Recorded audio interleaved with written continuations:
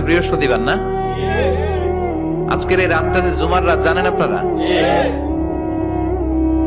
আমরা বাংলাদেশে মনে করি জুমার দিন শেষে যে রাতটা, ওইটা মনে হয় জুমার রাত। আসলে ওইটা শনিবারের রাত।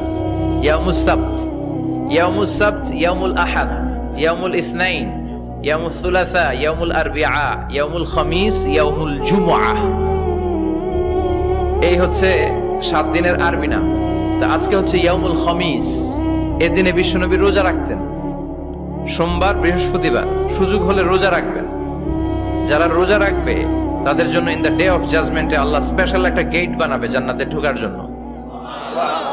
ওইটার নাম হচ্ছে রাইয়ান।